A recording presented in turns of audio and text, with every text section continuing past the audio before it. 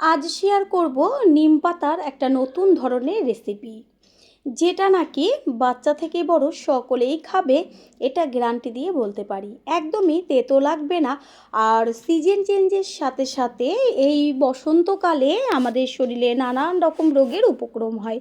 সেই কারণে এই সময়টায় প্রচুর পরিমাণে নিম পাতা খেতে হয় ছোট থেকে বড় সকলেরই।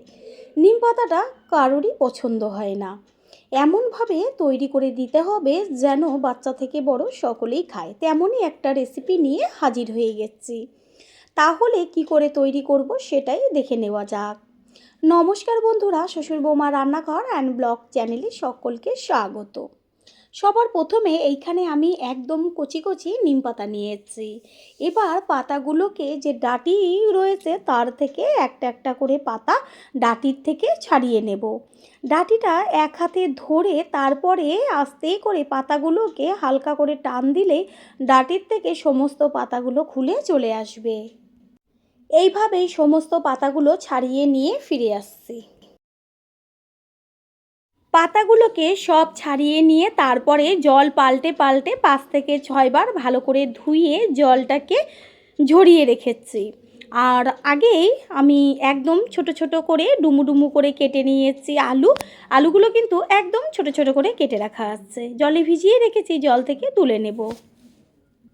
গ্যাসের ওভেনে কড়াইটা বসিয়ে কড়াইটা গরম হলে হালকা তার মধ্যে দিয়ে দিচ্ছি পোস্ত। এইখানে আমি অনেকটা পরিমাণ পোস্ত দিয়েছি, যেমন 3 চা চামচ পোস্ত ব্যবহার করেছি। গ্যাসের ফ্লেম লোতে রেখে পোস্তটা হালকা করে ভেজে নেব, সম্পূর্ণ তেল ছাড়া। পোস্ত ভেজে নেওয়া হয়ে গেছে, এবার কড়াই থেকে নামিয়ে একটা প্লেটে রেখে ঠান্ডা করে নেব। গ্যাসের ওভেনে ওই কড়াইটাই বসিয়ে কড়াইটা গরম হলে দিয়ে দিচ্ছি অল্প পরিমাণ সরষের তেল। তেলটা গরম হয়ে গেছে, এবার যে ছোট ছোট করে ডুমুর করে কেটে রেখেছিলাম আলু, সেই আলুগুলোকে দিয়ে দেব। আলুর মধ্যে দেব লবণ আর দেব হলুদ গুঁড়ো কালারের জন্য অল্প পরিমাণ দেব। লবণ আর হলুদটাকে আলুর সাথে নেড়েচেড়ে মিশিয়ে নিয়ে গ্যাসের ফ্লেম লো টু মিডিয়াম করে ভেজে নেব। পোস্তটা যে ভেজে রেখেছিলাম সেটা একটা থেতনির মধ্যে করে আস্তে করে একটুখানি ঘষে দিলেই সুন্দরভাবে হালকা গুঁড়ো হবে। এটা কিন্তু একদম যে গুঁড়ো গুঁড়ো সেটা করবেন না, বেশ দানা দানা থাকবে সেরকম। এদিকে আলুও ভাজা হয়ে গেছে। আলুটা এমনভাবে ভাজতে হবে যেন ভাজাতেই সিদ্ধ হয়ে যায়। তেল একদম অল্প দেবেন, কারণ নিম পাতার সাথে বেশি তেল একদমই প্রয়োজন নেই। সামান্য তেলেই খুব সুন্দরভাবে রেসিপিটাও হয়ে যাবে। আলু যেহেতু ভাজা হয়ে গেছে, এবার এগুলো কড়াই থেকে তুলে নেব। কড়াইতে কিন্তু আমি আর কোনো রকম তেল দিইনি। জল ছেঁকে যে নিম পাতাগুলো রেখেছিলাম সেই পাতাগুলোকে দিয়ে দেব। কোনো রকম বারবার বলছি তেল আর প্রয়োজন নেই। গ্যাসের ফ্লেম একদম লোতে রেখে দেব। এবার পাতাটাকে খুন্তি দিয়ে কড়াইয়ের চারদিকে বেশ সুন্দরভাবে একটু ছাড়িয়ে দেব, যেহেতু পাতার গায়ে হালকা একটু জল জল থাকে, সেটা টেনে যাবে। ঠিক এইভাবেই নিম পাতাটাকে একদম গ্যাসের ফ্লেম লো করে মুচমুচে করে ভেজে নিতে হবে। এইভাবে যদি নিম পাতাটা ভেজে নেওয়া হয়, আমি গ্যারান্টি দিয়ে বলতে পারি একটুও কিন্তু তিতো লাগবে না। তবে পাতাটাকে প্রথমে কিছুক্ষণের জন্য জলে ভিজিয়ে রাখবেন। পাতাটার মধ্যে এবার দিয়ে দিচ্ছি পরিমাণ মতন লবণ। এই লবণটা এখন দিলে পরে সাথে সাথেই পাতাগুলো মুচমুচে হয়ে ভাজা হয়ে যাবে। প্রথমবার যারা আমাদের চ্যানেল ভিজিট করছেন তাদের আন্তরিক শুভেচ্ছা ও অনেক অনেক ভালোবাসা। আমাদের রেসিপিগুলো যদি ভালো লেগে থাকে সাবস্ক্রাইব করে দেওয়ার অনুরোধ রইল ও পাশে থাকা বেল আইকনে ক্লিক করলে পরবর্তী ভিডিওগুলো সবার আগে আপনাদের কাছেই পৌঁছে যাবে। পাতাগুলো খুব সুন্দরভাবে মুচমুচে ভাজা হয়ে গেছে। খুন্তি দিয়ে আমি পাতাগুলোকে একটু ভেঙে চড়ে দিচ্ছি, তাতেই কত সুন্দর গুঁড়ো গুঁড়ো হয়ে যাচ্ছে। আপনারা চাইলে হাত দিয়ে একটু মুঠো করে দিলেই পাতাগুলো একদম পুরো গুঁড়ো হয়ে যাবে।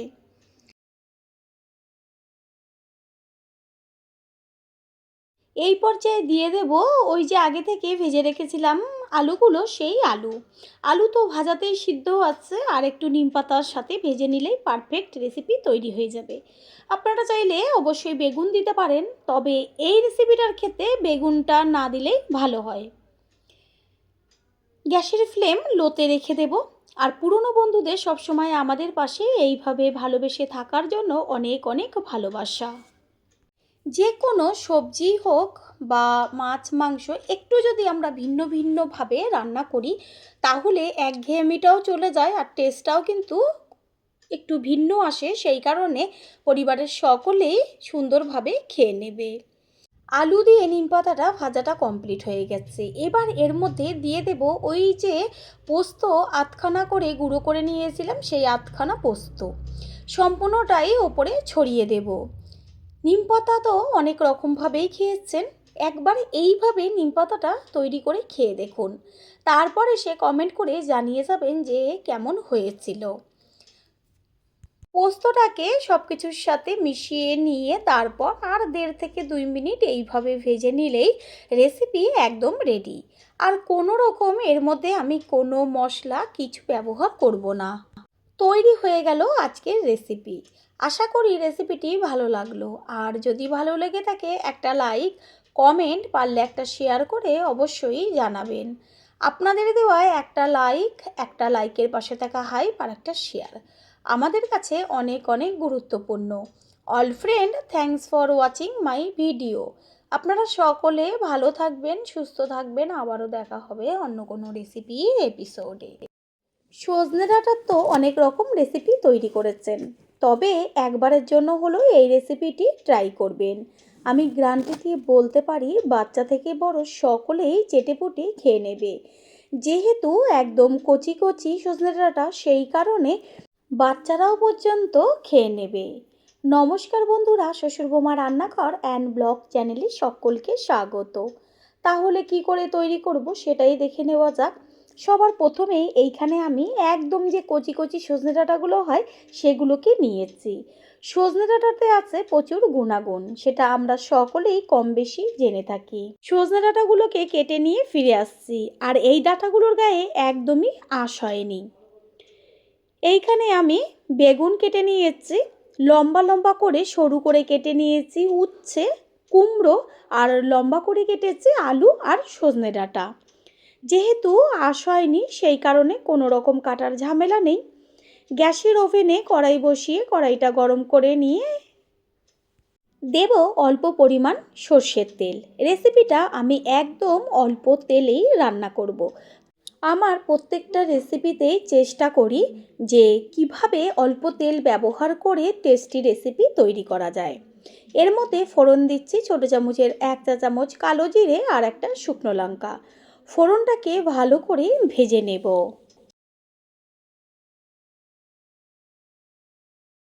ফোড়নের থেকে সুন্দর একটা মিষ্টি গন্ধ বেরোচ্ছে। এই পর্যায়ে এর মধ্যে দিয়ে দেব লম্বা লম্বা করে কেটে নেওয়া আলু।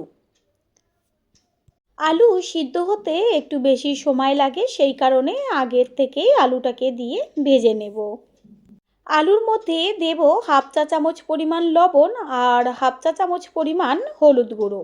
হলুদ আর লবণটাকে মিশিয়ে নিয়ে গ্যাসের ফ্লেম মিডিয়াম টু লো করে দিয়ে আলুগুলোকে হালকা করে একটু ভাজবো।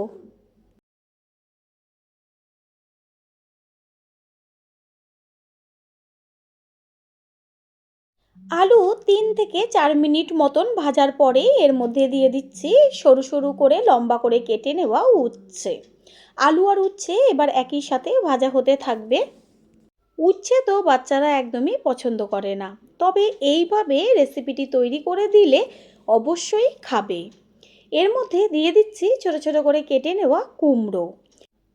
কুমড়ো 2 রকমের হয়, একটা একটু ভুসো টাইপের, যেটা দেওয়ার সাথে সাথেই গলে যায়, আর এটা যেহেতু আঠালো কুমড়ো সেই কারণে এটা সিদ্ধ হতে একটু বেশি সময় লাগে, তবে যেমন মিষ্টি তেমন টেস্ট। এগুলো এবার ঠিক এইভাবেই ভাজা হতে থাক।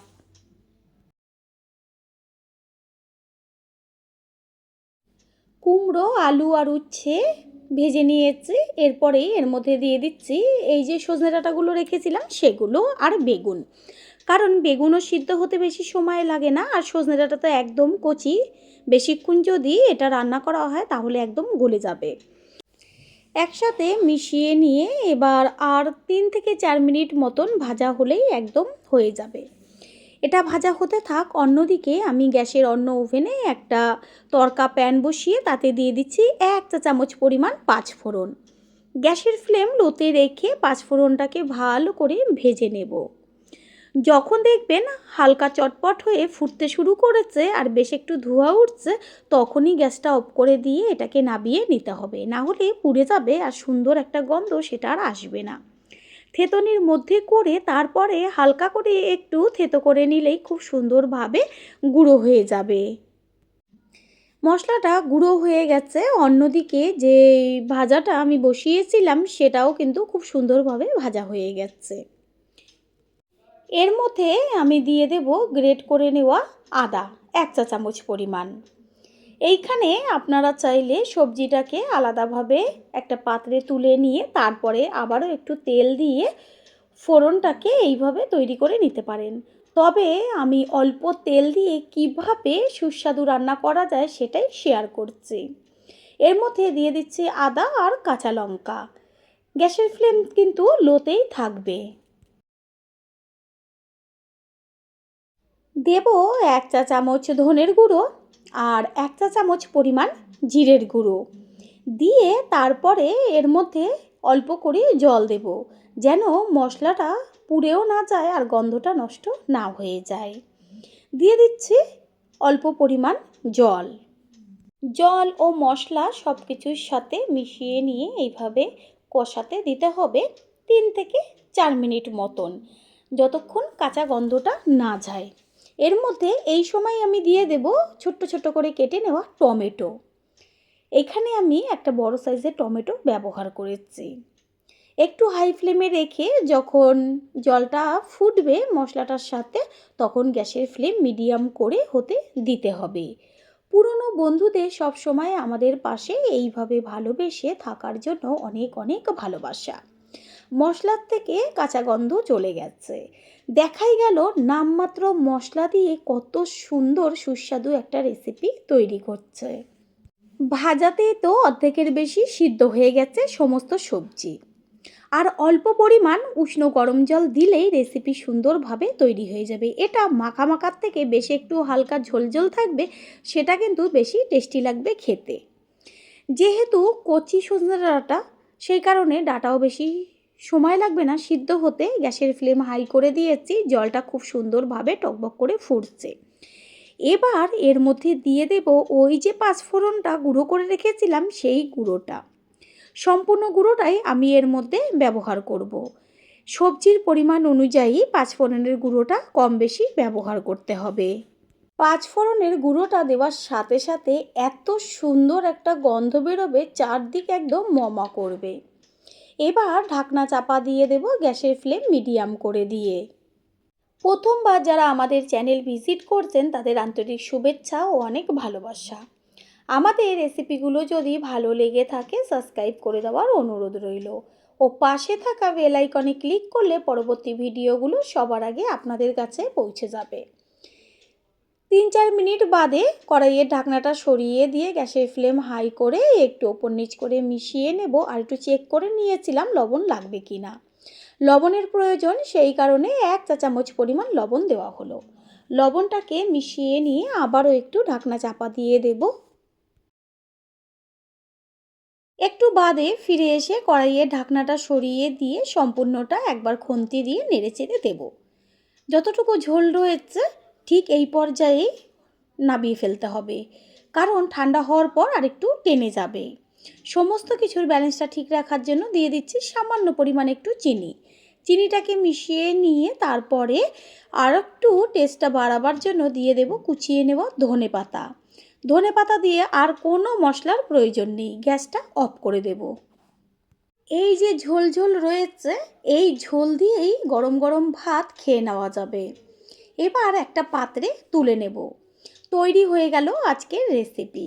আশা করি রেসিপিটি ভালো লাগলো। আর যদি ভালো লেগে থাকে একটা লাইক, কমেন্ট, পারলে একটা শেয়ার করে অবশ্যই জানাবেন। আপনাদের দেওয়া একটা লাইক ও লাইকের পাশে থাকা হাইপ আর একটা শেয়ার আমাদের কাছে অনেক অনেক গুরুত্বপূর্ণ। All friend, thanks for watching my video. আপনারা সকলে ভালো থাকবেন, সুস্থ থাকবেন। আবারও দেখা হবে অন্য কোনো রেসিপির এপিসোডে।